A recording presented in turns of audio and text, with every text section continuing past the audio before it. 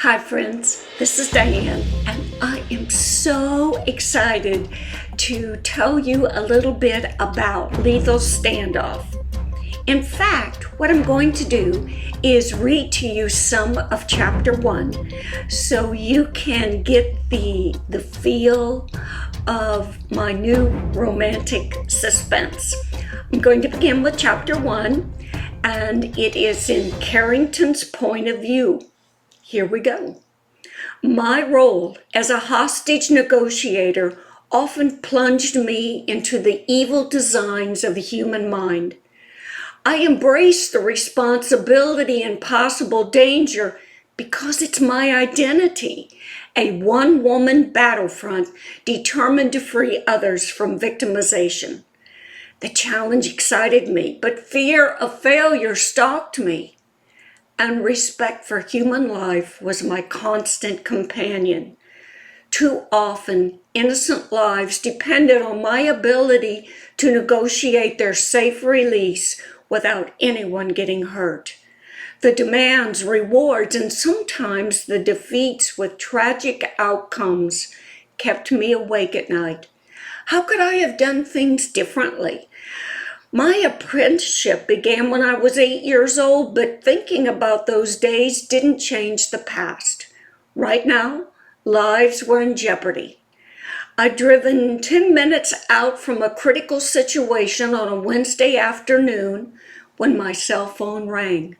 My contact, a detective from Houston Police Department, had spent several hours talking to an angry man who held his wife and son hostage.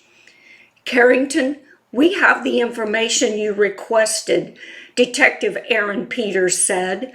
The man inside the home is the owner, Nick Henderson, age 35, married to Christine. He's holding his wife and 8-year-old son at gunpoint. Yesterday, he was served divorce papers, and we believe this is in retaliation. Ooh, hurt, rejected, probably a lit stick of dynamite. You talked to him from the outside? We've routed his calls through a mobile command center. I tried talking to him, got nowhere. He hung up on me. Aaron blew out his frustration. Domestic calls were the most dangerous, often violent, causing me to appreciate my Kevlar vest. I had a handgun in my purse, but I could count on one hand the times I pulled it. Never used it.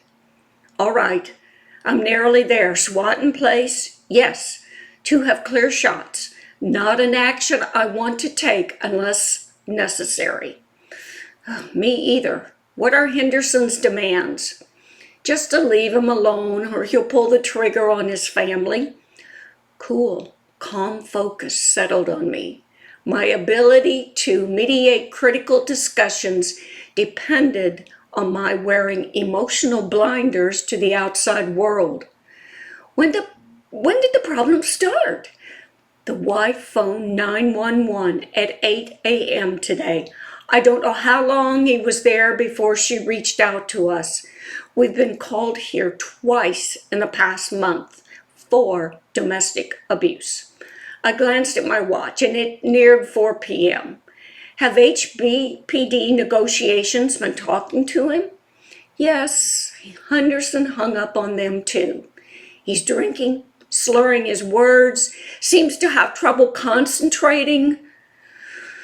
Alcohol could make him more volatile. Flashing lights appeared on the residential street ahead. I'm parking now. Give me 5 minutes. I'm standing beside my car in front of the house. Aaron, do you have Henderson's work history? Fired 3 months ago from Home Depot, where he held a management role. They walked him out of the store in front of his employees. The man definitely had nothing to lose.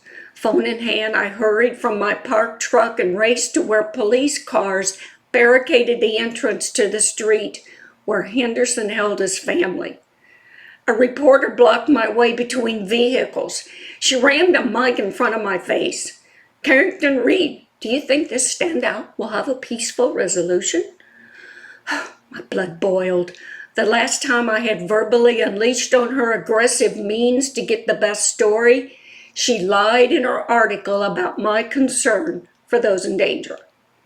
I paused long enough to give her eye contact. My goal is always a peaceful solution. Excuse me, I need to talk to HPD. Are the police advocating a violent takedown? No. I sidestepped around her and ignored her shouts. Aaron stood in front of the home and waved. He had the appearance of average height, weight, gray eyes, brown hair, and shoulder span. But nothing about his physical appearance showed his intense scrutiny of a crime scene. His rating as one of HPD's finest hit my respect button.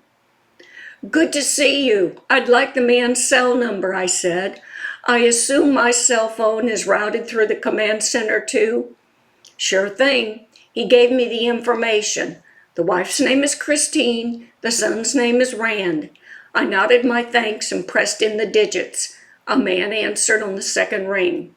Nick, this is Carrington.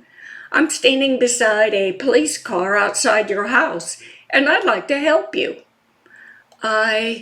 Leave me alone. He spoke fast and loudly. I'm busy. What do you need? You can get rid of all those cops. I can't breathe. Okay, that's all I'm reading from that first chapter, but I hope you hear the excitement in my voice for my characters, for my story, and what is in the next several pages. Thank you for listening. This is Lethal Standoff, a romantic suspense.